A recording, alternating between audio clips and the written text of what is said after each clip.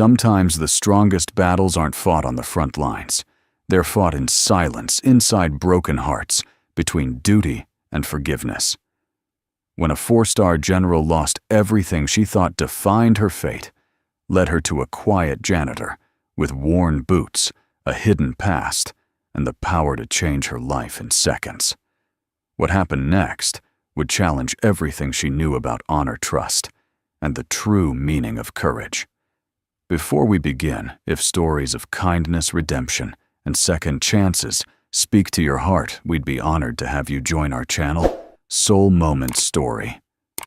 Subscribe, stay with us, and let these true-to-spirit tales remind you that sometimes miracles don't come with thunder. They arrive softly in the hands of ordinary people. Now, let's begin. The room was quiet, too quiet for a place that had once pulsed with orders, laughter, and the steady hum of confidence. Now the command center of Naval Station Norfolk looked like a battlefield of silence. Dozens of monitors flickered in red warnings, alarms long since muted, as if even the machines were ashamed to draw attention to the failure. Admiral Amelia Drake stood at the center of it, all her back straight, but her soul collapsing inward. The words, "Security Breach Level Omega," glared from every screen, casting her decorated uniform in a crimson glow. Medals she'd earned from 2 decades of service shimmered faintly under the emergency lights, each one now feeling like a reminder of what she'd lost in seconds. Outside the glass walls, the harbor lights of Norfolk glittered against the dark water. She had once found comfort in that view. Tonight it mocked her. "Ma'am," a young officer's voice trembled behind her. "Cyber Command confirmed. The Hydra defense grid is down. We've lost satellite control, encrypted communication, everything." Amelia didn't move. Her hands rested on the console as she whispered more to herself than anyone else. "How long has it been compromised?" 7 minutes, 43 seconds. "Ma'am." 7 minutes. That was all it took to erase a lifetime of precision, discipline, and honor. She had built her career on being unbreakable, a 4-star admiral, the first woman to command the Navy's Strategic Defense Division. She'd been called Iron Drake once. Now that name felt like a cruel joke. Her superior's voice echoed from the speakerphone, sharp and cold. "Admiral Drake, effective immediately. You are relieved of operational command pending investigation. Washington wants your full report within the hour." The line went dead before she could respond. For a moment, Amelia simply stood there. The ache behind her eyes pulsed like a heartbeat. Around her, officers exchanged uncertain glances, loyalty fractured by fear. They left one by one, their footsteps fading down the corridor, until only she remained in the cavernous control room. She exhaled slowly. The sound of her own breath startled her. Hours passed. Midnight crawled over the base like fog. Outside, the faint horns of cargo ships drifted across the bay. Inside, Amelia sat alone, elbows on the console head in her hands. The glow of the screens painted her reflection, a tired woman in a uniform that suddenly felt too heavy to wear. "How did this happen?" she thought. "How could I have missed it?"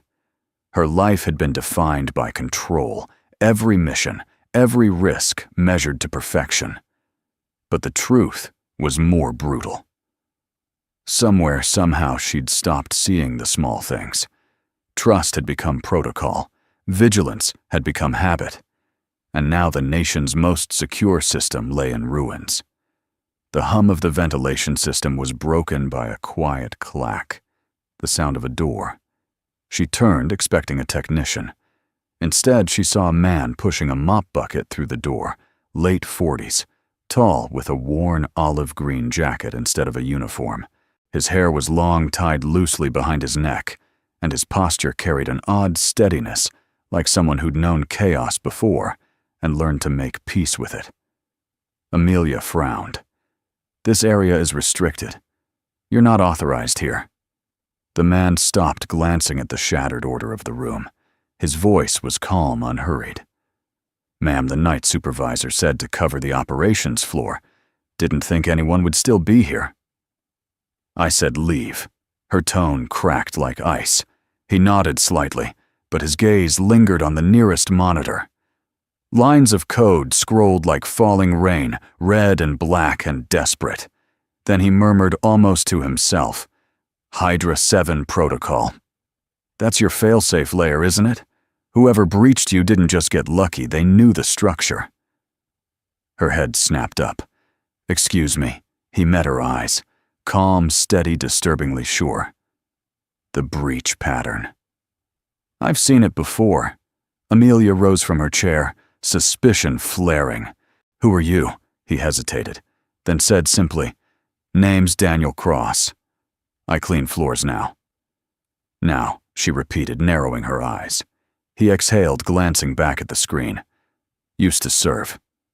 Cyber SAR wing, before the program got decommissioned." That name hit her like a ghost from classified history. The Cyber Search and Rescue Unit, a hybrid team of pilots and code engineers who'd handled tech field extractions in hostile zones. Officially, the unit never existed. Her voice softened, but stayed guarded. "What are you doing cleaning command centers, Mr. Cross? Trying to earn an honest paycheck?" He paused, then added, "And staying out of places I shouldn't be in. Usually." The flicker of irony in his tone almost made her smile if she'd had any laughter left. He pointed at the screen again. "Whoever did this used internal command strings once that only exist on Tier 1 terminals. That means the breach didn't come from the outside. It came from inside." Amelia froze. "That's impossible." He looked at her, and for the first time, she saw something old and haunted in his eyes. "Ma'am, in my experience, the word impossible is just what people say before they stop looking for the truth." For a long moment, they stood in silence. The Admiral stripped of power, and the janitor who spoke like a man who'd lost it all before. Finally, she gestured toward the console. "You think you can prove that?" He gave a small, almost reluctant nod. "If you let me try." She hesitated. Every regulation screamed no. But she had already lost everything. And something in his voice, calm, resolute, without arrogance, reminded her of the kind of officer she used to be. "Fine," she said. "You've got 10 minutes. He rolled up his sleeves, sat down, and began typing.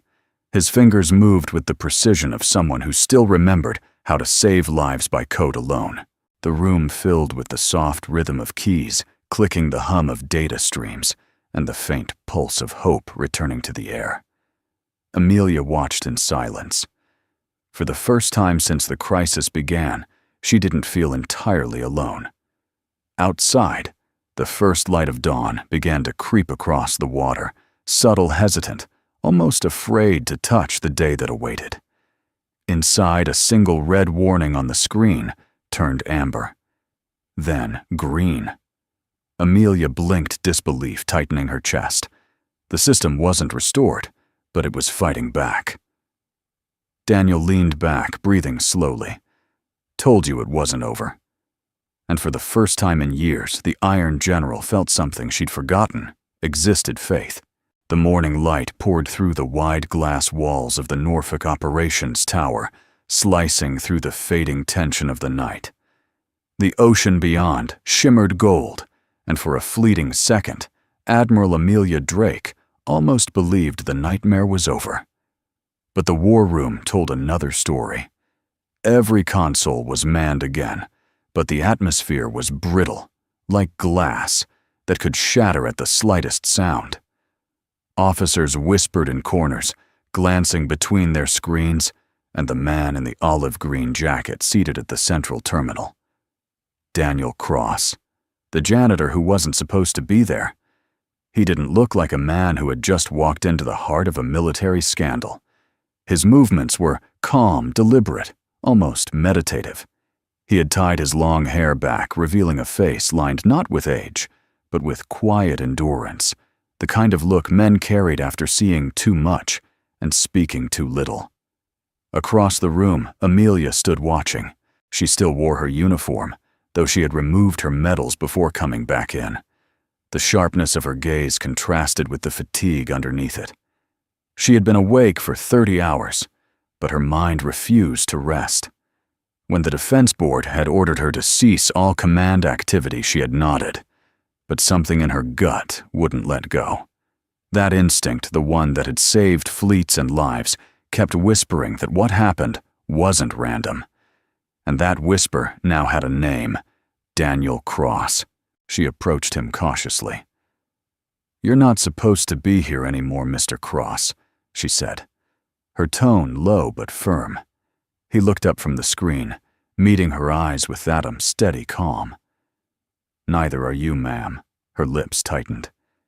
"You're on my base in a restricted zone operating a secured system. That alone could put you in federal custody." He leaned back in the chair, unbothered. "Then it's a good thing I'm not operating. Just observing." "Observing what?" "The damage," he said simply. "Whoever breached your system didn't want to destroy it. They wanted to test it. They're probing weaknesses, not detonating them." Amelia crossed her arms. "You seem to know a lot for a man who mops floors." A flicker of dry humor crossed his expression. Old habits die hard. She studied him for a moment, then asked quietly, "Why did you leave the service?" "Mr. Cross." His fingers paused on the keyboard. For a moment his posture faltered, the confidence giving way to something raw and human. "Because sometimes saving one man costs you 5 others," he said. And the math of that never stops echoing. Her throat tightened. She knew that arithmetic too well, the kind only commanders understood, when the numbers of loss carried names. "What was your position?" she asked. "Cyber SAR Wing Technical Rescue Ops.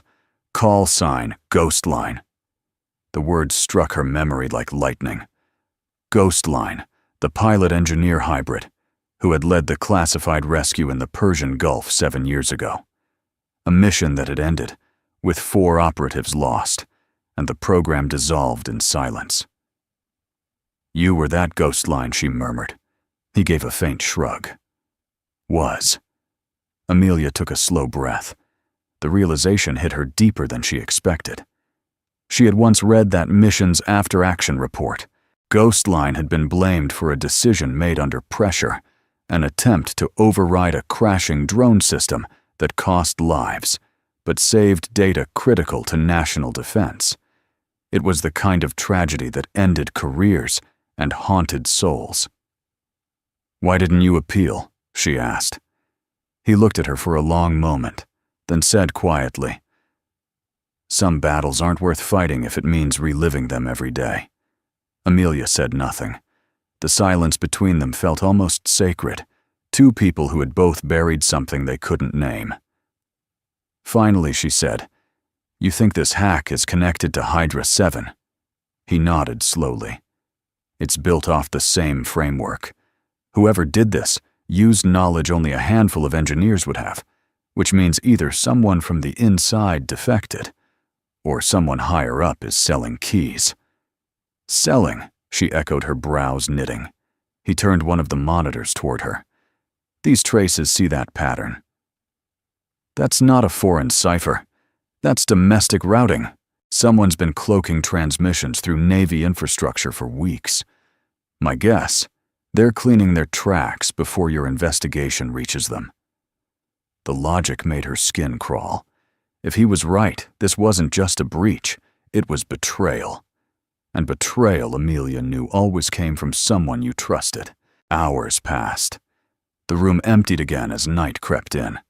Daniel remained quietly running diagnostics, while Amelia watched from across the console. At one point, she broke the silence. "You realize what you're doing is illegal?" He didn't look up. "Sometimes, so is telling the truth." Her jaw tightened. "You talk like a man who's already given up on justice." He finally turned, meeting her gaze with quiet fire. "No, ma'am. I just stopped expecting it from the right places." The words hit her harder than she wanted to admit. Outside, the storm winds over the bay began to pick up, Rain lashed against the windows, blurring the lights of the harbor. Inside, something shifted in Amelia Drake. For years, she had lived by the book chain of command protocol procedure. But now, sitting beside a man society had written off, she felt an uncomfortable truth pressing at her chest. The system she'd devoted her life to protecting might be the same one that betrayed her. She leaned on the console, lowering her voice. If I were to, hypothetically, authorize you to continue, what would you need? He glanced at her, measuring the question. Access to the internal relay logs. And a bit of trust. She arched a brow. That's asking a lot from a general who just lost the nation's defense network. He gave a small smile. Then it's a good place to start. The air between them softened, not flirtation, but understanding. Two soldiers on different sides of disgrace, recognizing the same scar. By midnight, Daniel leaned back, exhausted. Lines of code shimmered across the screens like constellations. He rubbed his eyes. There's something you should see, he said.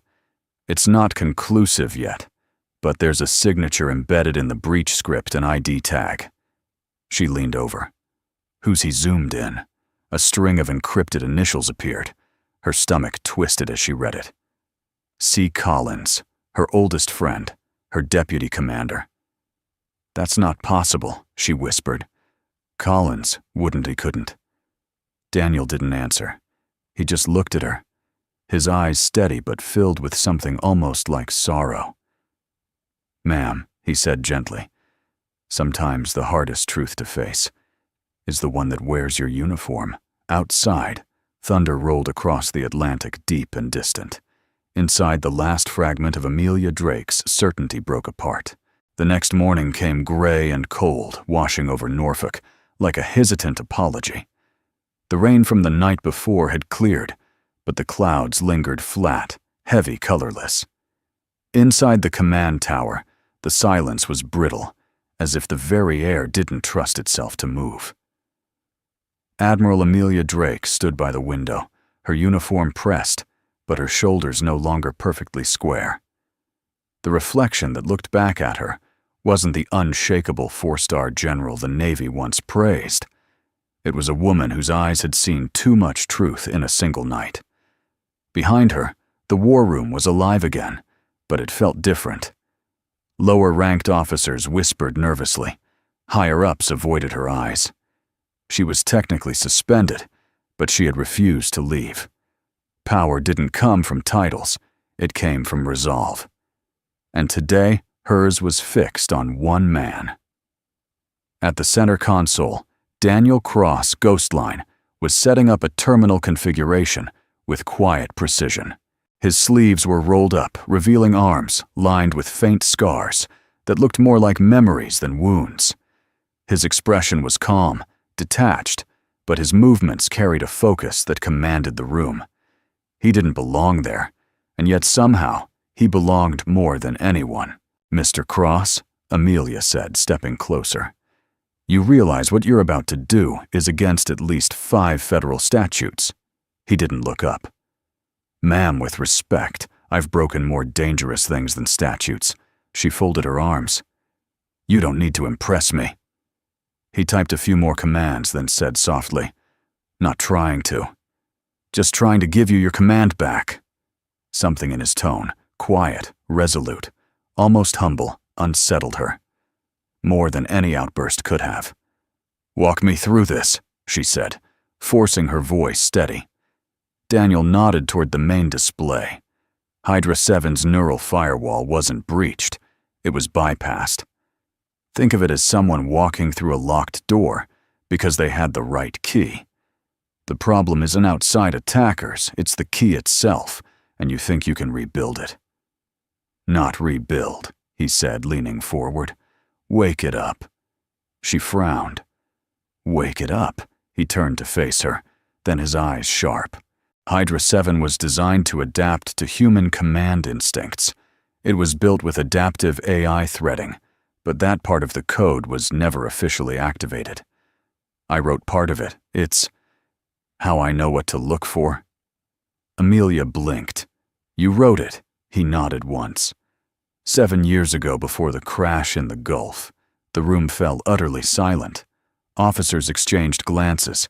Some looked away, pretending not to have heard. Amelia's throat tightened. Then you're not just a technician. You're one of the architects. I was, Daniel said simply.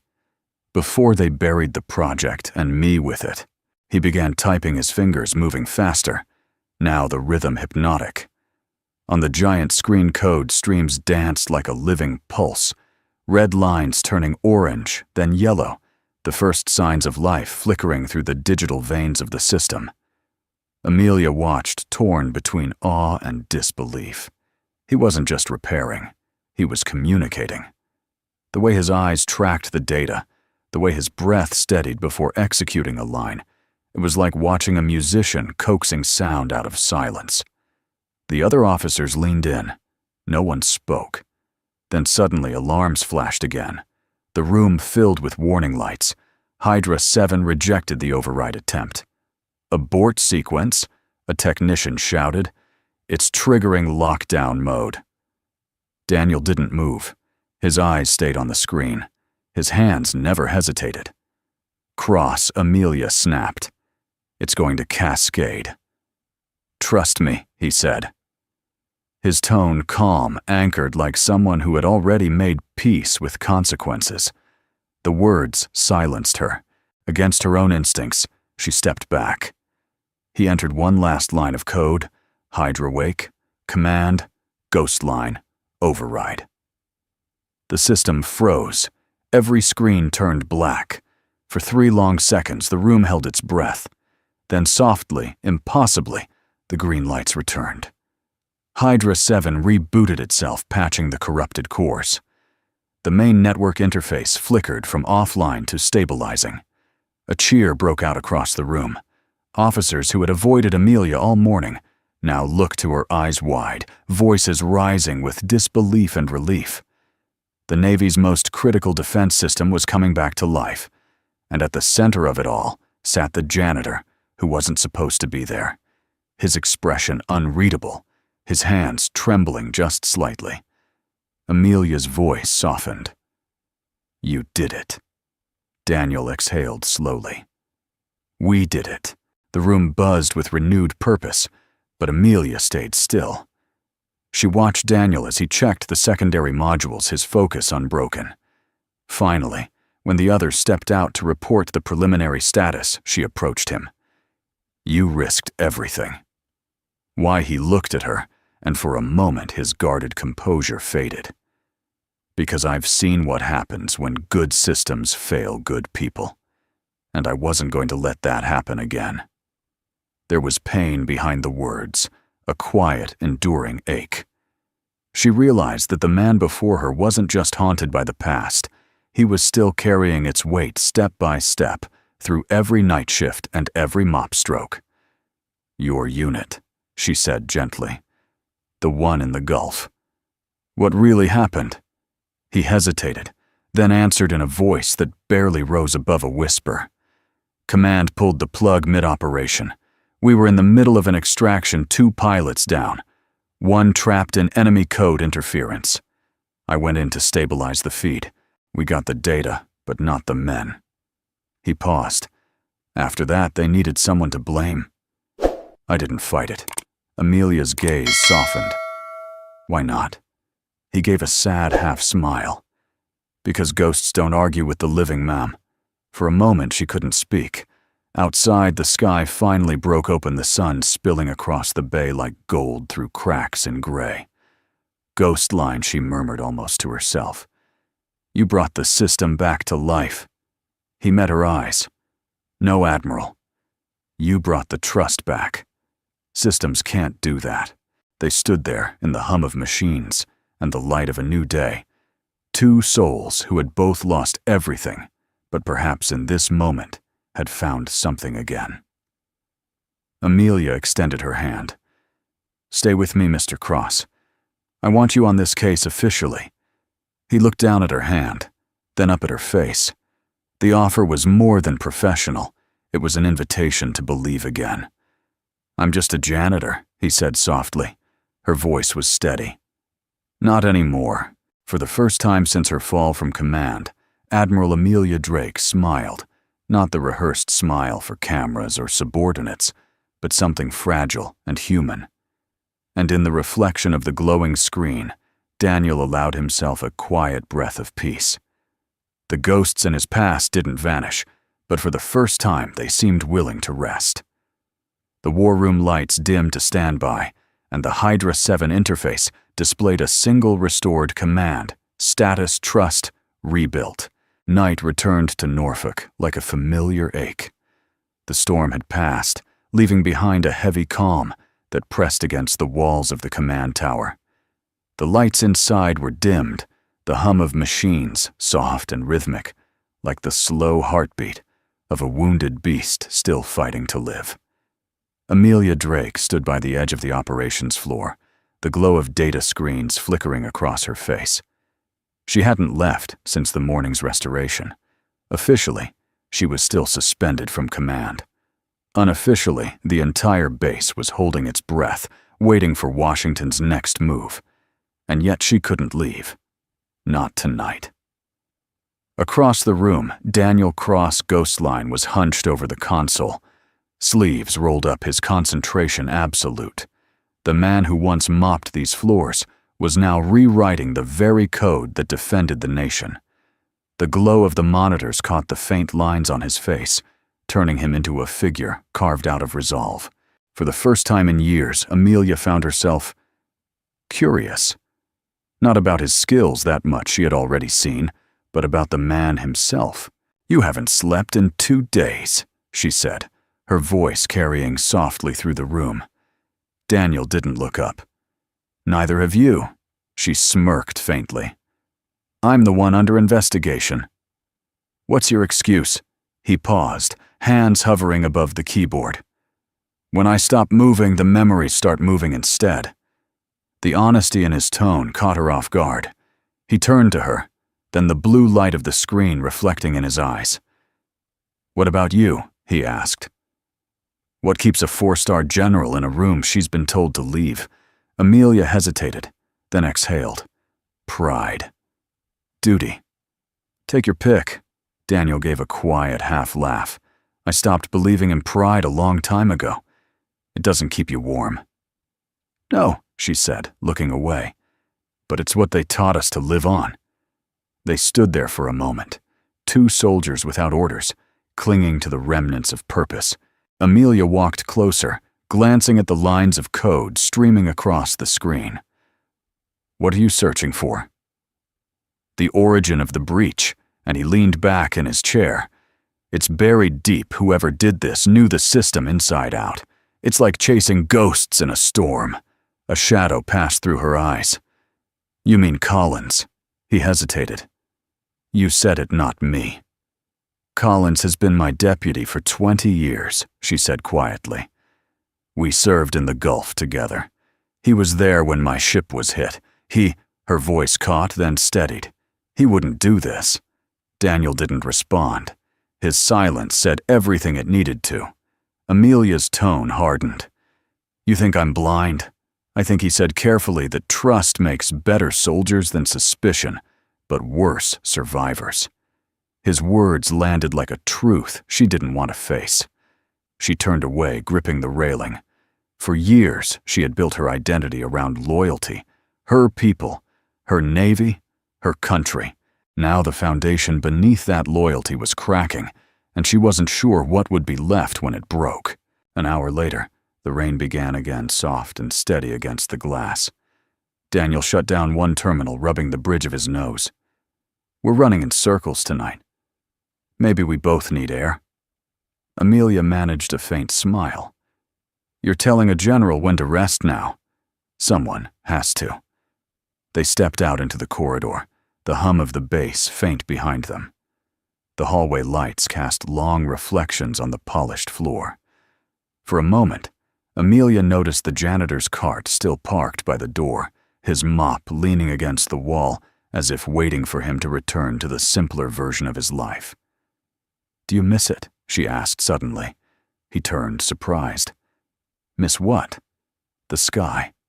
Flying." being part of that world. Daniel's expression softened. Every day. But I miss the people more, the kind who believed we were doing something good. Once you lose that, the sky doesn't look the same. Amelia looked down the empty hall. I used to think the higher you climbed, the more you could protect that belief. But the truth is, the air gets thinner up there. You stop breathing the same air as everyone else. He studied her for a moment, then said quietly, "Maybe that's why you fell." She raised an eyebrow. "Careful, Mr. Cross. Not everyone gets away with telling a general she fell." "I don't mean it as an insult," he said. "Sometimes falling is the only way to learn what's worth standing back up for." They walked back to the command room in silence. The tension that had filled the air before was gone, replaced by something gentler, unspoken. When they reached the console again, Daniel opened a new file. "There's something I haven't told you," he said. She folded her arms. "Go on. I have a daughter. Ava. She's 9. Amelia blinked, surprised. 9. He nodded. "Smartest kid I know. Loves to take apart things just to see if she can put them back together again. Drives her teachers crazy." There was a faint warmth in his smile, a flicker of light in the shadow of his composure. Amelia found herself smiling too. "Sounds like her father." He chuckled softly. "She's the reason I took the janitor job here. It's stable. Quiet. Keeps me close enough to the world I used to know without getting burned by it." Her voice softened. "You gave up a lot for her." He looked at her expression, serious now. "No, Admiral. I gave up for me, but she taught me how to start giving to something again." The words lingered between them, simple, profound, and painfully human. Amelia turned back to the glowing console, her reflection caught beside his in the glass. Maybe that's what we both needed to learn. He glanced at her. "What's that?" "That strength doesn't always look like command," she said quietly. "Sometimes it looks like getting up every morning and mopping floors for a little girl who still believes in you." He smiled faintly. "That's not weakness, ma'am. That's the kind of courage I'd follow into a storm." The rain outside thickened, beating against the windows in steady rhythm. The two of them stood there, two souls in the dark, bound not by rank or duty, but by shared brokenness, slowly turning into trust. Amelia's voice dropped to a whisper.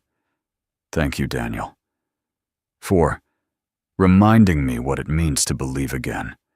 He gave a small nod. "Just doing my job." But in that moment, they both knew it wasn't true. By dawn, the base had returned to its routine rhythm, marching boots on concrete, distant drills, echoing across the harbor, the steady clatter of mechanics from the hangars.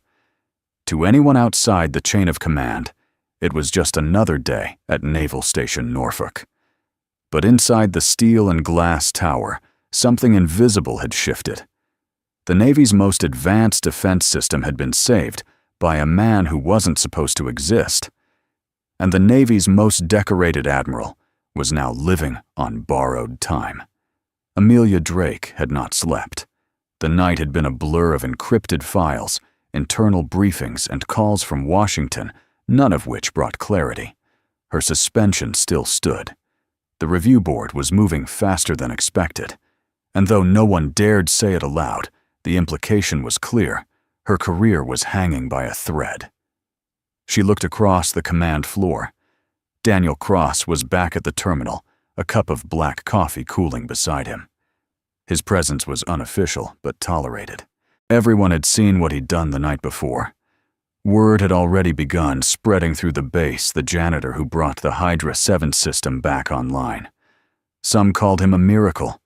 Others called him a threat. "Mr. Cross," Amelia said, stepping closer. "What have you found so far?" He glanced up, his tone all business, a trail that shouldn't exist. Whoever breached Hydra didn't just use Collins's credentials, they masked them behind an internal relay chain. "Explain." "It means they didn't log in from Collins's device," he said, spinning one of the screens toward her. They logged in through it. Her brow furrowed. That requires direct access. Exactly. For a moment, neither spoke. The conclusion hung between them, heavy and unspoken. Someone close to him, Amelia said quietly. Daniel nodded, or Collins himself covering his tracks. She crossed her arms, pacing slowly. He's my deputy commander. He has clearance on every layer of the system. But he's also... She hesitated. He's been with me since my first command. We've trusted each other our whole careers. Daniel watched her carefully. Then if he's clean, finding the proof shouldn't scare him. She looked at him sharply. And if he's not, then the truth will. Later that morning, Amelia walked the long corridor to her office. The walls were lined with portraits of commanders, past men and women, whose eyes followed her, as if asking, "How could you let this happen?" Inside she found Deputy Commander Charles Collins waiting for her. He was in his late 50s, tall and still athletic, his silver hair trimmed regulation short. His uniform gleamed with commendations that matched hers. He smiled, though it didn't reach his eyes. "Amelia, you look exhausted." "Comes with losing your command," she said dryly. He motioned for her to sit. "I've been in touch with the Defense Council. They're not happy. But there's room for damage control. If we frame this as a procedural lapse, not a breach of trust, you might keep your stars." "By covering the truth?" she asked. He met her gaze evenly. "By protecting the Navy. You taught me that." She held his stare for a long moment. "And what about the janitor who fixed the system when no one else could?" His jaw tightened. Cross. "Yes, he's been invaluable." Colin's expression hardened. "He's not cleared for any of this." "Do you even know who he is?" Amelia's voice dropped. "Better than you think." He leaned forward. "That man is dangerous.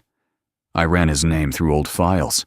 Ghost Line, Cyber SAR Wing, a disaster waiting to happen. That mission in the Gulf cost lives, and you're letting him back into the heart of the Navy because he's the only one who's shown me the truth." Collins's tone sharpened. "Be careful who you trust, Amelia. I'd hate to see you go down for someone else's ghosts." Her eyes narrowed. "That sounds almost like a warning." "It's advice," he said, standing, "from someone who still considers you a friend." When he left, the air felt colder. Amelia sat in silence, his words looping in her mind. "Be careful who you trust." The phrase echoed against the memory of Daniel's calm voice from the night before. Trust makes better soldiers than suspicion, but worse survivors. She rose, went to the window, and looked down at the base. Daniel was outside walking past the hangars toward the old comms bay, his jacket catching the wind. Something in the sight of him, unarmed, unguarded, yet somehow unafraid, pulled at her in a way she didn't fully understand. That evening she found him in the maintenance wing, his laptop open beside a dismantled terminal. "You've been busy," she said. "Couldn't sleep," he replied. "I was cross-checking signal pathways." She leaned against the doorway. "You shouldn't be doing this alone. If Collins is involved, this could turn dangerous." Daniel didn't look up. "It already is." He turned the screen toward her. "This is what I found. A ghost channel. A relay port active for exactly 48 seconds during the breach. Whoever triggered it used a device registered under Collins's authority. But the access request didn't come from here. Then from where he met her eyes. Washington. Amelia's stomach dropped. "That's impossible." "Not impossible," he said quietly. Strategic Command Headquarters. Someone in D.C. covered the hack from the top. She exhaled slowly, the weight of realization sinking in. "If this is true, then none of us are safe." He closed the laptop, his voice steady. "Then we find proof before they bury us." The wind outside howled against the metal siding. In the quiet, Amelia noticed the fatigue on his face, dark circles under his eyes, the faint tremor in his hands. "Daniel," she said softly, "why do you keep doing this?" You've already lost enough." He looked at her, and for the first time she saw the vulnerability behind his calm. "Because someone once believed I was worth saving. I don't get to waste that second chance." Her heart tightened. "You really believe people can come back from anything I have to," he said. "Otherwise, I couldn't look my daughter in the eye." The mention of Ava brought warmth to his face, gentle, unguarded. Amelia smiled faintly. "She's lucky to have you." He shook his head. "No, ma'am. I'm the lucky one." The words lingered between them, fragile as glass. A knock interrupted them. A young officer stood in the doorway, pale and nervous. "Admiral, ma'am, headquarters just issued an order. You're to take immediate leave of absence until the inquiry concludes." Amelia's stomach sank. "Effective when now, ma'am?" She looked at Daniel. He didn't speak, but the understanding in his eyes said enough. The Navy was closing ranks. As the officer left, Amelia turned back to Daniel. "They're silencing me." He gave a grim nod. "Then I'll keep looking while you're gone." "Daniel, that's a direct risk to your freedom." He met her gaze firmly. "So was trusting me, ma'am." "But you did." For the first time that day, she smiled, a quiet, tired smile that held both gratitude and grief. "Then I guess we're both out of uniform now." Outside, as she left the command tower, the wind carried the faint scent of salt and storm. Somewhere behind her, a lone janitor remained at his post, typing against the darkness. And for the first time in her life, Amelia Drake realized that the deepest shadows weren't cast by enemies outside the Navy, but by the loyalties within it. The following week wrapped Naval Station Norfolk in an uneasy quiet. The press hadn't caught the story yet, but everyone on base could feel the tremor of something buried and dangerous. Rumors spread through the ranks like oil on water, talk of an internal traitor, whispers that Admiral Drake was being framed, that a janitor had saved the Navy's secrets, with nothing more than a keyboard and courage. But inside the silent wings of the operations tower, truth had no witnesses, only two people still chasing it. Amelia Drake stood at the far end of the command deck, watching the gray light of morning creep across the harbor. Her uniform still fit perfectly, but the weight of it felt different now. It was no longer a symbol of power, it was armor for survival. She was officially on leave, but that meant nothing to her. She hadn't left the base. She couldn't. Not while her name was being dragged through review boards in Washington, not while Daniel Cross kept uncovering ghosts no one wanted found. Behind her, the low hum of equipment marked the only sound. Daniel was at his usual station, coffee mug in hand, eyes locked on lines of encrypted code. He had converted one of the storage rooms into a covert command cell, bare, dim, improvised, but it felt alive in a way the sterile main floor didn't. He worked like a man on a mission, but Amelia could see the exhaustion in the way he rubbed his temple every few minutes. 3 nights without sleep, she said softly from the doorway. "You'll start hallucinating soon." Daniel glanced up, his expression neutral but tired.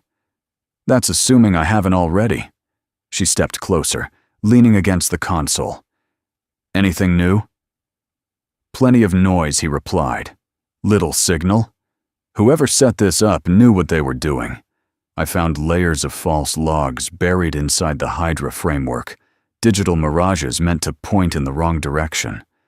Toward Collins, he gave a small nod, or away from someone higher. Amelia sighed. "So we're hunting shadows." Daniel leaned back. "That's the thing about shadows. They need light to exist. Find the source of the light, you find the shape casting it." She looked at him for a long moment, his steady composure, his quiet confidence. "You really believe this can be fixed?" He met her gaze. "I don't fix systems anymore, Admiral. I fix what's left of people after they break." As hours passed, they fell into rhythm, 2 quiet figures framed by monitors, the glow of code washing over their faces like candlelight. The silence between them wasn't awkward anymore. It was familiar, necessary. At one point, Amelia caught her reflection in the glass and barely recognized the woman staring back, hair-loosened fatigue softening her once steel expression. Beside her reflection, Daniel's shadow flickered, and she found herself strangely grounded by it. "Daniel," she said suddenly, "why didn't you ever go back after the mission, after everything?" He paused, hands hovering over the keys. Because the people who came home weren't the same ones who left. Some parts of me didn't make it back. The rest didn't know how to belong anymore. She nodded slowly. The uniform does that. Makes you feel invincible until one day it doesn't fit the person you've become. He smiled faintly. "You're talking like someone who's been there." "I am there," she admitted. "I spent my whole career building walls so high that no one could see the fear behind them. And now, all that's left are the walls." For a moment, neither spoke. The air was heavy but honest. Then Daniel said softly, "You know, fear's not weakness. It's proof that we still have something to lose." Amelia looked at him, her throat tightening. "You sound like someone who learned that the hard way." He gave a dry chuckle.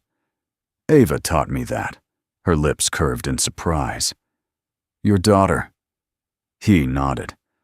"When her mom passed, I didn't know how to talk to her about loss. I just shut down. But she kept drawing pictures, me, her, and her mom. Same picture every day. One morning she looked at me and said, 'Dad, you can't fix everything. Some things you just have to hold.'" The memory softened his voice. She was 5. Amelia's eyes glistened. "She sounds extraordinary." "She is," Daniel said simply. "She's the reason I'm still here." Amelia turned back toward the monitors, her voice barely a whisper. "And you're the reason I still believe there's hope in this place." Later that night, Daniel's voice broke the silence. "Found something." Amelia turned sharply. "What is it?" He pointed to a fragment of data on the main screen, a sequence buried deep in the Hydra 7 logbook. Encrypted signature. It's a recurring call pattern hidden inside the breach code. Whoever inserted it wanted it found only by someone who understood the architecture. She leaned closer.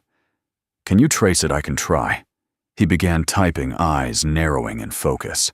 The console lights flickered. Data cascaded like rainfall across the screens, then suddenly static. The power dipped.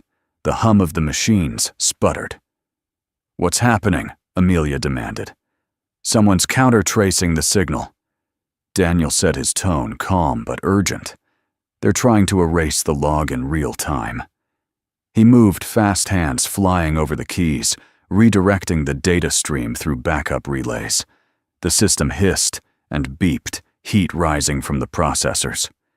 Amelia gripped the edge of the console. "Can you stop it? I can outpace it," he said. "But only if I risk exposure." "Do it," he glanced at her. "If I open the firewall from this end, it'll show my digital signature. They'll know someone's digging." "Then they'll know we're digging," she said firmly. "And maybe that's exactly what they need to know." Daniel hesitated, then nodded once. "Copy that." He executed the override. The screens flashed white, then stabilized. A new file appeared. Amelia leaned in, heart pounding. The label read, "Project Meridian. Confidential Collins. Command override authorization." Her blood ran cold. "He's in deeper than we thought." Daniel scanned the metadata. "This isn't just Collins. The authorization chain includes signatures from DC, 3 levels above your clearance." She stared at the screen, realization dawning. This wasn't a breach. It was an inside op. He nodded grimly. "And you were the scapegoat." The silence that followed felt sacred. Amelia sank into a chair, the truth heavier than any uniform she'd ever worn. Daniel sat across from her, studying her expression. "You okay?" She let out a long breath. "No. But I will be." He smiled faintly. "That's good enough for tonight." She looked at him, this man who swept hallways, fixed systems, and somehow began mending the fractures inside her that metals never could. "Daniel," she said softly, "whatever this turns into, I want you to know you're not alone in it." He looked away, his jaw tightening. "Neither are you, Admiral." Outside, rain began again, steady cleansing. Inside, two souls sat side by side in the flicker of cold blue light, waging an invisible war, not against enemies abroad, but against the darkness within their own walls. The wind over Norfolk carried a chill that cut through the steel corridors of the base, whispering of storms on the horizon. To the sailors and engineers below, the day began like any other coffee in the mess hall, briefings, patrols. But for those who lived behind the walls of the command tower, the calm felt staged, almost artificial. For Amelia Drake, it was the silence before a verdict. Her official leave had turned into exile. Collins's influence in Washington was spreading like smoke, and every call she made was redirected, every message returned with the same phrase: "We'll contact you when needed." She knew what that meant. She was being erased. Yet in the shadow of bureaucracy, one man still fought for the truth. Daniel Cross had spent the past 2 nights sleeping on a cot in the storage wing, subsisting on stale coffee and fragments of data. His eyes were bloodshot, his hands blistered from hours on the keyboard. But he was close, so close to uncovering the link that would expose Collins. In the dim glow of the monitors, he looked less like a janitor and more like a soldier reliving a forgotten war. Every click of the keys was another step toward redemption. When Amelia entered, he didn't turn around. He knew her footsteps by now, steady, deliberate, but softer than they used to be. "You shouldn't be here," he murmured. She crossed her arms. "Neither should you." He finally turned, offering a ghost of a smile. "Guess we're both bad at following orders." Her gaze drifted to the screens. "Any progress?" "Too much," he said grimly. "And that's what worries me. What do you mean I found a duplicate data trail? Someone wants me to find it." Amelia frowned. "A setup, most likely," Daniel said. "The deeper I dig, the cleaner it looks. It's as if the evidence was planted to frame someone." She stiffened. "Someone like you." He didn't answer. The silence said enough.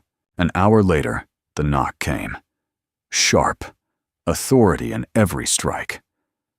When Amelia opened the door, 2 naval investigators stood waiting, flanked by security. Behind them, cold, expressionless, stood Collins. "Admiral Drake," the lead investigator said. "We have reason to believe an unauthorized civilian has accessed classified defense systems under your supervision. Step aside, please." Her chest tightened. "What?" Daniel rose slowly from his chair. "It's okay," he said quietly. Collins's voice carried the smug calm of a man who knew he had won.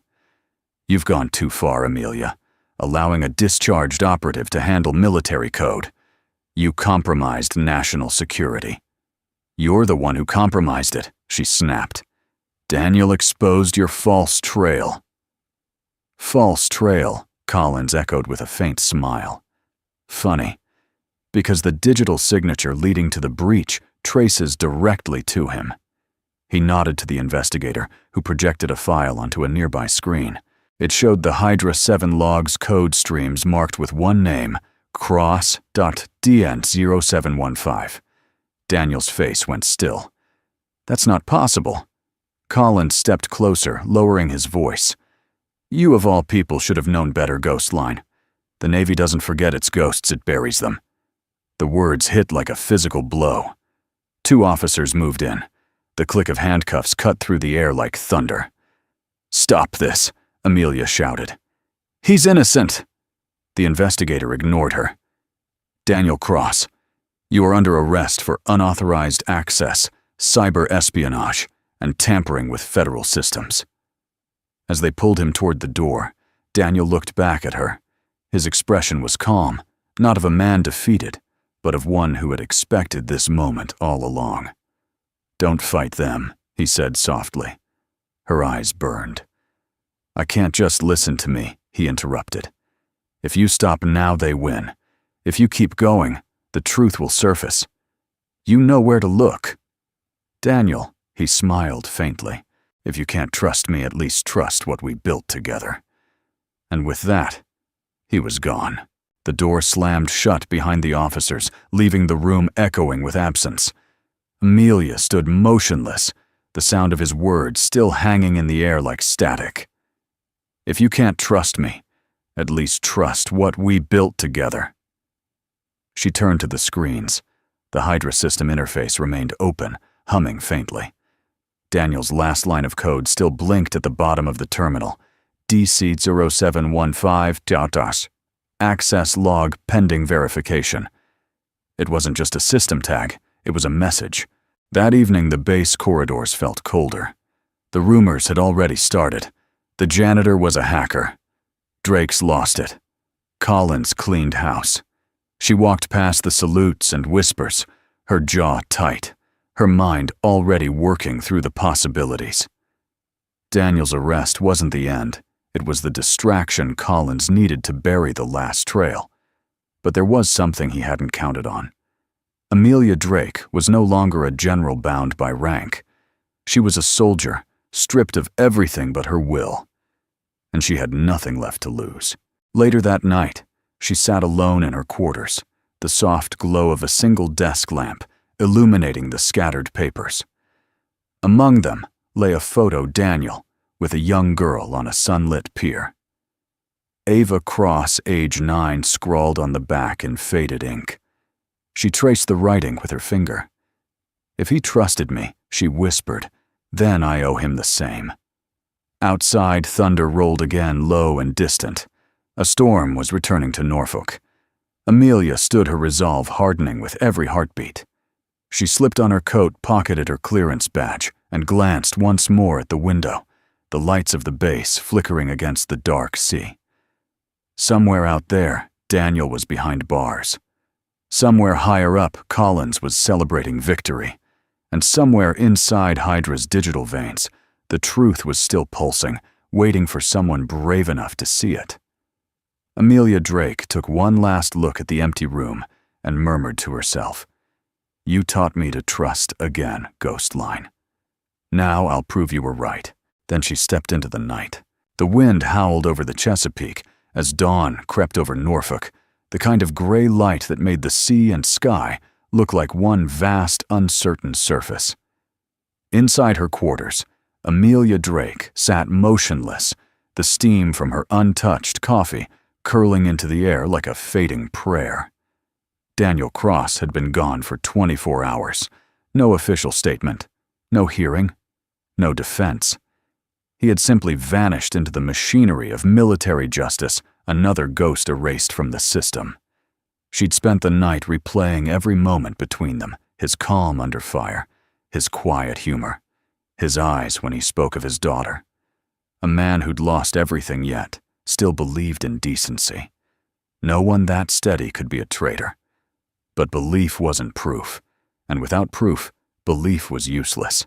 When the knock came, it wasn't a soldier. It was a courier, nervous young, carrying a sealed envelope marked "Internal Transfer Record Classified." "Sign here, ma'am," he said. She took the envelope without a word. Inside the paper was crisp official cold. Daniel's arrest order.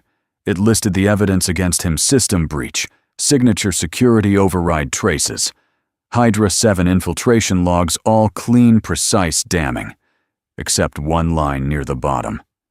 A timestamp, 7:15 hours, the exact minute the system had gone dark, and beside it, an unfamiliar marker, DC0715. Amelia's heart skipped. It wasn't a system tag. It wasn't a file name. It was a date. July 15th. Daniel had mentioned that date once, almost in passing when he'd spoken about Ava. Her birthday. She rose from her desk, her pulse pounding. Every instinct told her she was missing something hidden in plain sight. She went straight to the abandoned storage wing, the place where Daniel had worked before the arrest.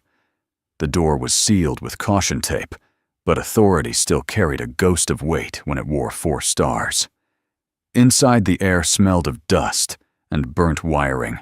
His laptop was gone, but his notes, scribbled across a dozen pages, remained scattered across the desk.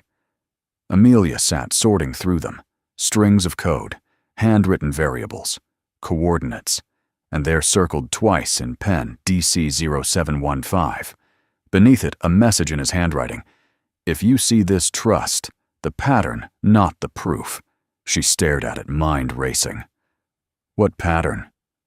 She opened one of the backup terminals, keyed in Hydra's access shell, and searched for the identifier. The system hesitated, then responded with a cascade of hidden subdirectories, encrypted layers nested within the false breach logs. Each line of code pulsed like a heartbeat. Inside one of the subroutines, she found a name, C. Collins. Her blood went cold. The program was more than a breach. It was a laundering system shifting military contract funds through dummy accounts masked as cybersecurity failsafes. Collins hadn't hacked Hydra. He had used it, and Daniel had known. The final subfile contained audio fragments, automated command responses. Amelia played one, her breath catching as a familiar voice echoed through the static. Collins recorded, "Confirm transfer authorization. Bypass Admiral Drake's credentials." Tech voice altered, "Override confirmed." DC string required Collins affirmative. Use the standard decoy, DC-0715.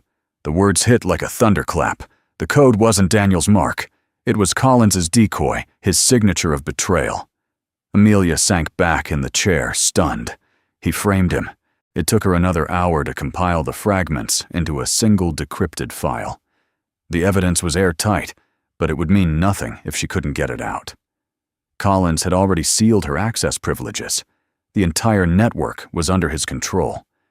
But Daniel had left one last breadcrumb, a hidden relay connection under the Ghost Line protocol, accessible only through the terminal's old rescue interface.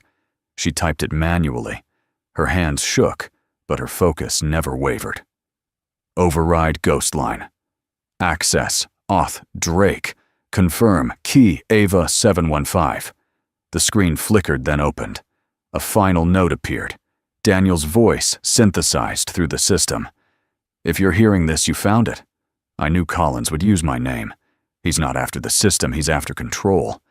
The truth's in the logs, Amelia. Trust what's real, not what they tell you. And if I don't make it back, tell Ava I kept my promise." The recording ended with a faint hum like a breath cut short. Amelia closed her eyes, fighting the lump in her throat. "You will make it back," she whispered. By afternoon, the sky outside had turned a bruised gray. Amelia packed the evidence into a flash drive, sealed it in a plain envelope, and left the base in civilian clothes. Every hallway felt watched, every security camera like an eye that no longer belonged to her Navy. She slipped past the gate, heading toward the small military detention wing near the docks. The guard at the front recognized her instantly. "Admiral Drake," he said, startled. "You're not cleared for—" She handed him her badge, voice steady. "You didn't see me." Something in her tone, an old authority sharpened by desperation, made him look away. Inside the hall smelled of salt and disinfectant. She found the cell block at the end of the corridor. Through the narrow window, Daniel sat on the bench, hands clasped, eyes fixed on the wall. When he saw her, his lips curved faintly. "Took you long enough." She exhaled relief, breaking through her composure. "You left me a puzzle. You found it." "I did." She stepped closer, her voice low. "I know what DC-0715 means. Collins used your name. I have proof, audio, data, everything." Daniel looked down, the tension in his jaw easing. "You shouldn't be here. I couldn't let them bury you." He smiled faintly. "You realize what happens if you go public with this?" She nodded. "They'll come for me next. But the difference is, I've already lost everything." A silence stretched between them, full of everything unspoken. "Amelia," he said quietly, "thank you." "For what?" "For believing." She reached out her hand, resting against the glass that separated them. "You gave me back my faith, Daniel. Now let me return the favor." Outside, thunder rolled again, deep, slow, inevitable. Amelia turned, slipping the flash drive into her pocket. "Tomorrow," she said, "we end this." And for the first time in weeks, Daniel's eyes carried something she hadn't seen before: hope. That night, as Amelia walked back across the silent docks, the rain began to fall again. She didn't look back. In her hand, she carried a drive that could destroy careers, save lives, and redeem 2 souls who'd already been written off. And somewhere, deep inside the Hydra system, the last line of Daniel's code blinked alive once more. Status truth awake. The dawn over Norfolk came blood orange, smoldering against the gray horizon. Seagulls wheeled over the bay as the first light touched the hangars, the radar domes, and the white ships rocking gently at anchor. To anyone outside, it was just another morning. But inside the heart of Naval Station Norfolk, truth had finally found its way to the surface. Admiral Amelia Drake stood before the mirror in her quarters, fastening the last button of her uniform. For weeks, she had worn civilian clothes, hiding like a ghost in the shadows of her own command. But this morning, she looked every inch the 4-star admiral, again, calm, composed, and unbreakable. In her pocket, the flash drive burned like a secret ready to ignite. Behind that small sliver of metal lay the truth, the recordings, the logs, the proof that Deputy Commander Charles Collins had orchestrated the Hydra 7 breach to hide a massive web of fraud and betrayal, using Daniel Cross as the scapegoat. She adjusted her collar, drew a slow breath, and murmured, "Today we bring the ghosts back into the light." The military tribunal was convened in the grand chamber of the Operations Council. It was a cavernous room of marble and steel, lined with flags and the faces of men and women who had spent their lives defending the country they now questioned her loyalty to. At the center sat the Council 5 admirals, 2 generals, and 1 civilian representative from the Defense Department. Their eyes were cold, their expressions unreadable. Collins stood at the front of the room, immaculate in his uniform, speaking with practiced authority. "The facts are clear," he said. Daniel Cross, a discharged operative with a history of misconduct, infiltrated naval security protocols under the direction of Admiral Drake. She knowingly aided him, resulting in the Hydra breach and risking national security. I recommend full disciplinary removal and permanent confinement. He paused, letting the words hang in the air like smoke. This is not personal. It's preservation. Murmurs filled the room. Amelia sat at the defense table, still as stone. Her counsel whispered, "Ma'am, do you wish to make a statement?" She rose. "Yes." The room quieted. Every gaze turned toward her. "Members of the council," she began, her voice steady, resonant. "I won't waste your time defending my record. You already know it. For 30 years, I served this country with everything I had. And when the system broke, I did what any soldier of conscience would do. I looked for truth, not comfort." She turned slightly, her gaze landing on Collins. "You say I endangered the Navy. But what truly endangers us isn't a breach of code. It's a breach of integrity." Collins's jaw tightened, but he said nothing. Amelia reached into her pocket and held up the flash drive. Contained here are the full audio and data logs of Project Meridian evidence that proves who orchestrated the Hydra 7 infiltration, who framed an innocent man, and who profited from it. A ripple moved through the room. The presiding admiral frowned. "Admiral Drake, this evidence has not been submitted through official channels. Because official channels," she said firmly, "are precisely where the corruption hides." She walked forward, plugging the drive into the council display. The screen flickered to life. Voices filled the chamber, the recording of Collins's orders echoing through the speakers. Collins confirmed transfer authorization. Bypass Admiral Drake's credentials. Tech override confirmed.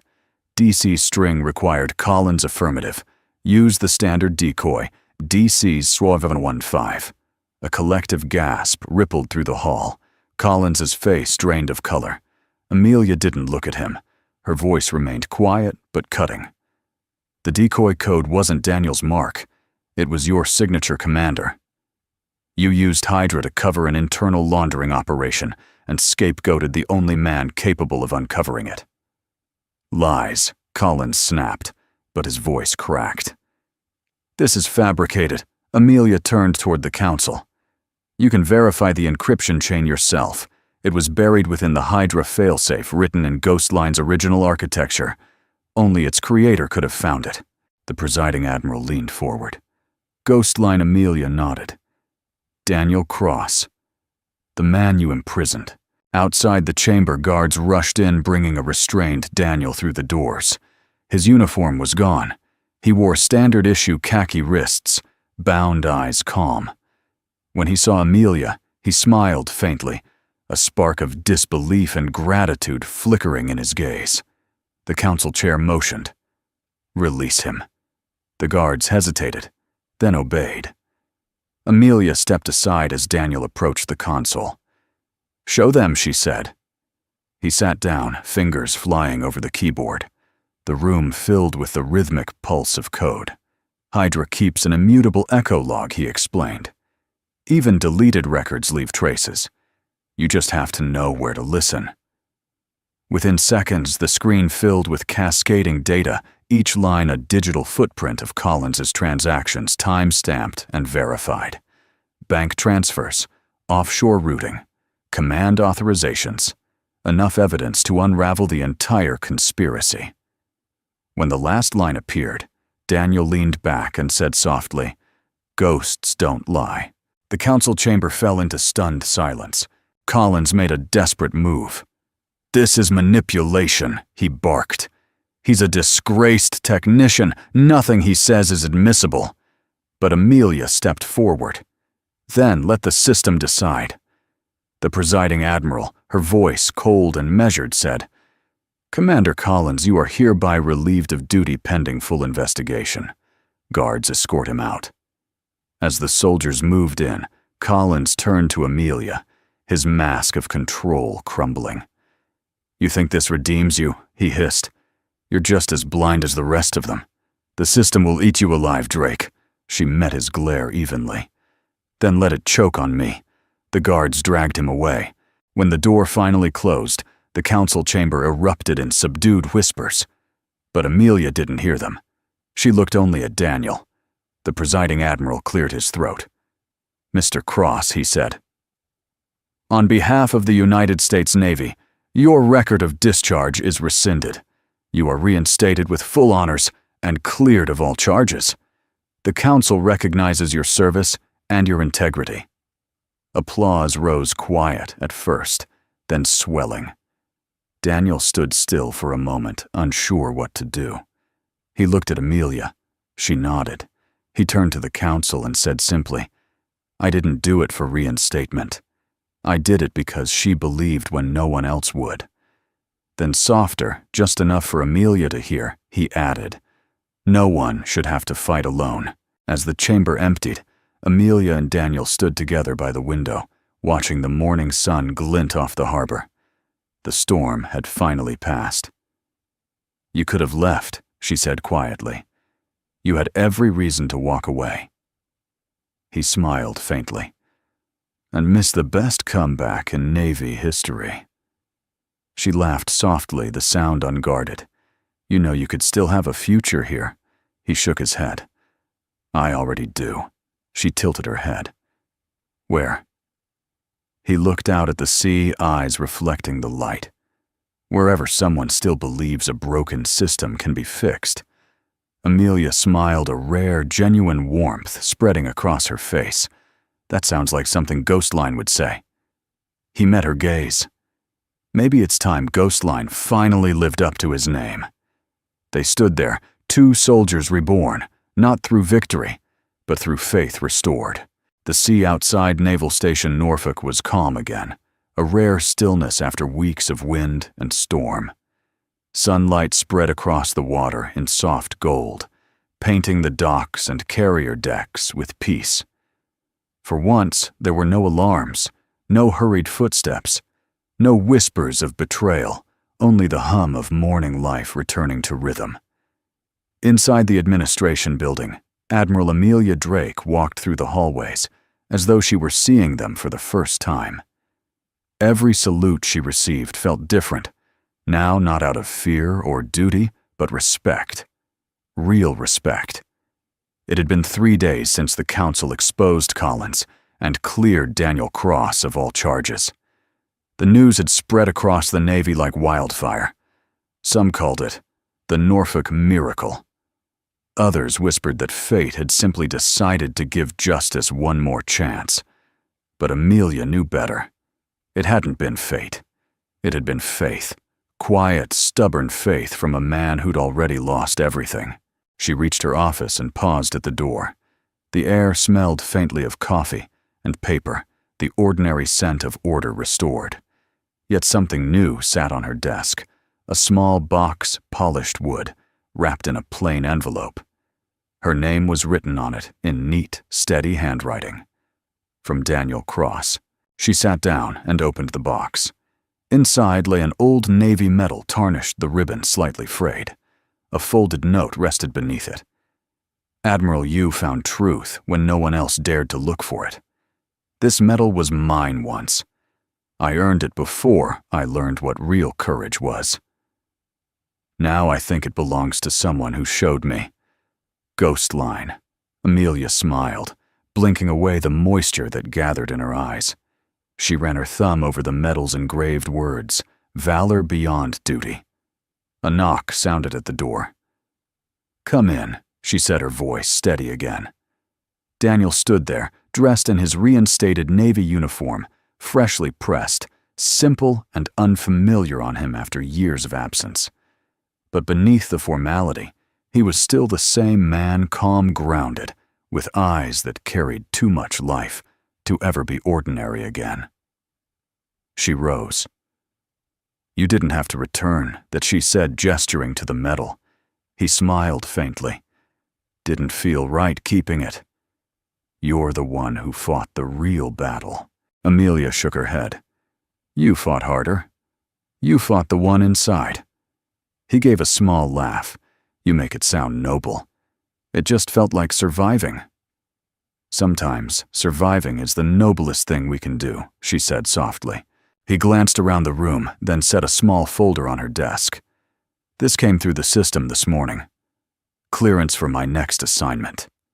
Her eyes widened. Already? They're reactivating you. Not exactly, he said, his smile turning rueful. It's a civilian contract under Naval Systems.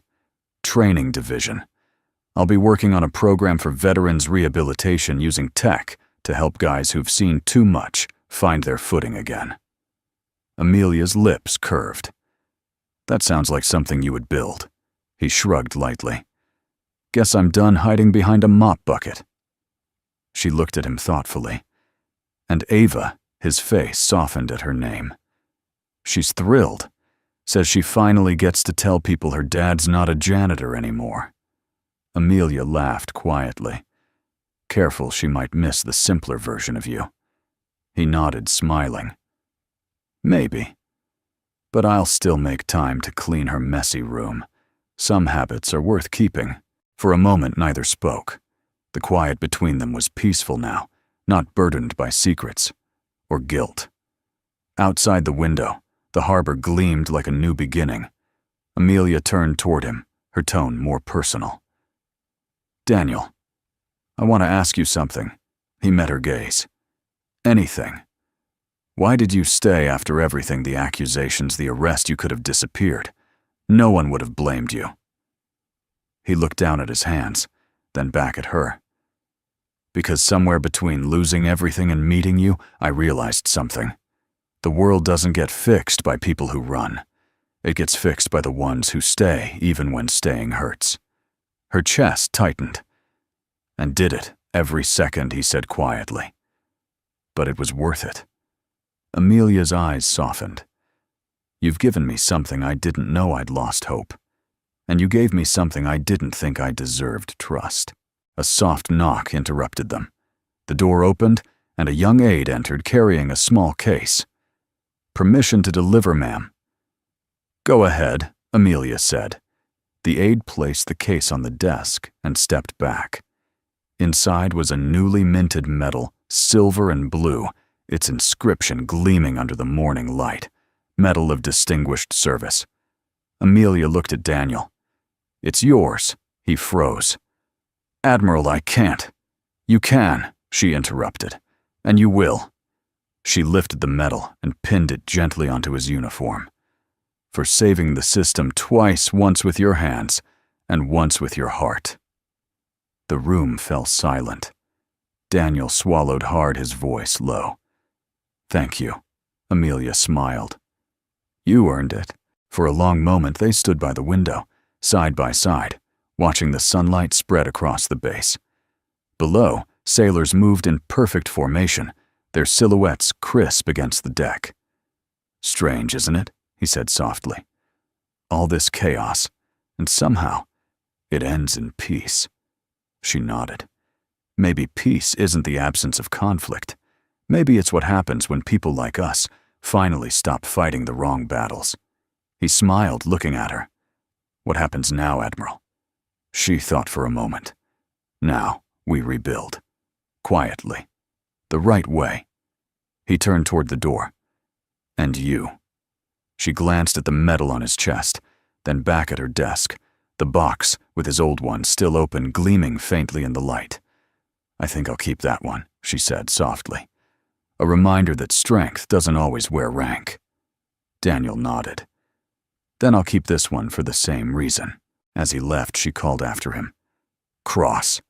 He stopped at the doorway. Amelia's voice softened. Don't stay a ghost forever. He smiled over his shoulder. I won't.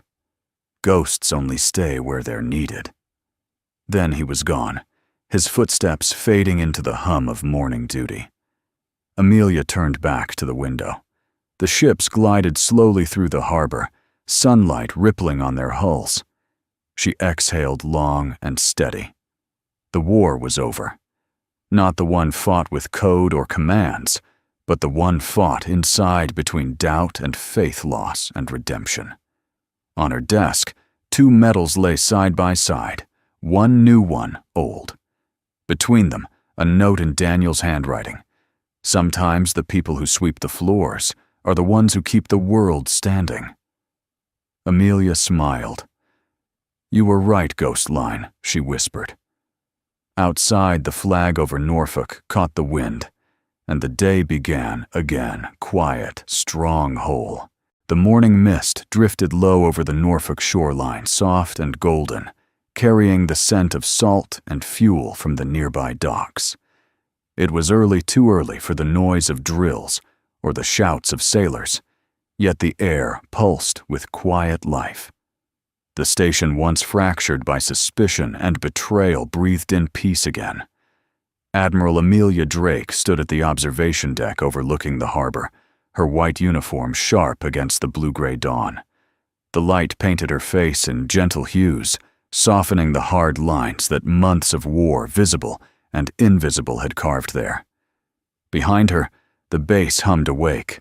Distant engines started, and the faint echo of a bugle carried through the mist. For the first time in a long while, she didn't feel the need to command anything. She simply stood still and felt the world return to order. A faint sound of footsteps came from behind her. She didn't need to turn to know who it was. Didn't think I'd find you awake before the sun, Daniel Cross said quietly. She smiled. You should know by now, Ghost Line old soldiers don't sleep much. Daniel came to stand beside her, hands tucked into the pockets of his windbreaker. He wasn't in uniform today. The reinstatement ceremony had been 3 days ago, but he'd declined every formality since. The man who had saved the Navy's backbone preferred silence to applause. "I heard they offered you your post back," he said. Amelia nodded. "They did." And I turned it down. Daniel glanced at her, surprised. "You're walking away?" "I'm not walking away," she said softly. "I'm stepping aside. Command was my armor for a long time. I wore it so tightly, I forgot what it felt like to breathe without it." He studied her face for a moment. "So what now?" She smiled faintly. "Now I think I'll try learning what it means to live as Amelia, not Admiral." He chuckled. "That might take some practice." "Maybe, but I had a good teacher." They stood in companionable silence, watching a cargo ship ease past the pier. The waves shimmered with the reflection of the rising sun.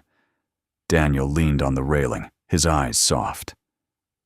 "Ava wanted to come thank you herself," he said after a moment. "But school called. She's writing a paper about heroes, and apparently I'm not one of them." Amelia laughed gently. "Smart girl. Heroes rarely are." "She asked me what happened here," he continued. "What I should tell people." I told her the truth, that kindness changed everything faster than code ever could. Amelia turned to him. "She's right." He shrugged. "Maybe. But I keep wondering if I deserve to be part of that story." "You do," she said firmly. "You're the proof that grace can grow in the unlikeliest soil." Daniel smiled, but said nothing. The sunlight caught the faint scars on his knuckles, the marks of a man who'd rebuilt his life one small act at a time. They walked along the pier, the wind catching her hair as she loosened her cap. It felt strange, liberating to let it down, to let herself be. "You know," Daniel said, "I used to think the universe ran on justice. If you worked hard enough, if you were honest enough, it would eventually give something back. And now I think it runs on mercy. Not fairness, not payback, just mercy. The small kind that people forget matters." Amelia stopped her gaze, drifting toward the water. "Then maybe that's what saved us both." Daniel nodded. "Maybe." He hesitated, then pulled something from his jacket pocket, a thin black band slightly worn. "Ava made this. She said it's supposed to be lucky. I told her I don't believe in luck." Amelia smiled. "And she probably said you should wear it anyway." He chuckled. "Exactly." She said, "Even brave people need something to hold on to." Amelia took the band and slipped it onto her wrist. "Then, I'll hold on to it. But not for luck, for faith." As they reached the end of the pier, the sun finally broke through the clouds, flooding the base in gold. Amelia paused her gaze, following a rescue helicopter lifting off in the distance. Its rotors sliced the air in steady rhythm, the insignia on its side catching the light. Daniel followed her eyes. "Hydra Unit 7, he said. "They're running a test flight." "Still sounds strange hearing that name," she murmured. For months, it represented everything that went wrong. Now it's hope. He looked at her. That's what redemption does. It doesn't erase the past. It rewrites its meaning. She met his gaze, and for a long moment the silence between them said everything. The shared battles, the nights of doubt, the quiet faith that had stitched both their lives back together. Later that morning, they walked back toward the command building. A small group of sailors stood near the flagpole, lowering the colors for inspection. The youngest among them, a recruit, barely 20, paused to salute as Amelia passed. She returned the gesture, smiling gently. "Carry it well, son," she said. "Yes, ma'am," the young man replied, pride in his voice. Daniel watched her as they continued walking. "They'll talk about you for years, you know." The general who fell stood back up and reminded everyone what the uniform really means. Amelia shook her head. "If they talk, let it be about what we learned. That power means nothing without kindness. That sometimes the strongest hands are the ones willing to reach down, not up." He nodded slowly. I'll make sure Ava hears that version." She smiled, eyes glistening. "Good. She'll believe it coming from you." They reached the observation deck again, now warm with late morning light. The sea sparkled alive, forgiving. Amelia rested her hands on the railing. "You ever think about what happened? How everything changed in seconds?" Daniel nodded. "Every day." He turned toward her. "Funny thing is, I used to think change came with big moments, missions, medals, explosions. But it doesn't. It happens in silence. In the second, someone chooses to trust instead of walk away." Her eyes met his, steady and grateful. "And in the second, someone decides to forgive." He smiled, quiet and sure. "Yeah, that too." A gull cried overhead, circling in the bright air. Amelia glanced at the horizon, the sun shimmering against the water's edge. "I used to believe strength came from command," she said softly. "Now I know it comes from compassion." Daniel looked out beside her. "Then you finally learned what the uniform couldn't teach." She turned to him, voice barely above a whisper. "And you ghostline, you finally learned to stop haunting yourself." He chuckled gently. "Maybe ghosts aren't meant to vanish. Maybe we're just meant to guide the living." The helicopter returned, dipping low over the bay in salute. The reflection of its spinning blades glinted across the water like a promise. Amelia and Daniel stood side by side, the sunlight warm on their faces, both knowing their battles had ended, not in triumph, but in peace. And as the wind swept through the flags and over the sea, Amelia whispered to the horizon, "Sometimes miracles wear worn boots and a quiet heart." Daniel glanced at her, smiling. "Then I guess we were both part of one." They stayed there until the light turned to gold, the day stretching endlessly forward, a future rebuilt on kindness, courage, and the silent strength of two souls who had learned at last that redemption isn't a destination. It's a choice made in seconds and remembered forever. Before we go, we'd love to hear from you. Where in the world are you watching from tonight? Let us know in the comments below. It always warms our hearts to see this little community growing across so many places and time zones. If stories about kindness, redemption, and quiet courage speak to you, we'd be honored to have you stay with our channel Soul Moments Story. Subscribe, leave a like, and share these moments with someone who could use a bit of light today, because you never know whose life a small story might touch. Thank you for spending your time with us, for every kind comment, and for letting these tales live in your hearts. Until the next story, take care of yourselves and never stop believing in quiet miracles.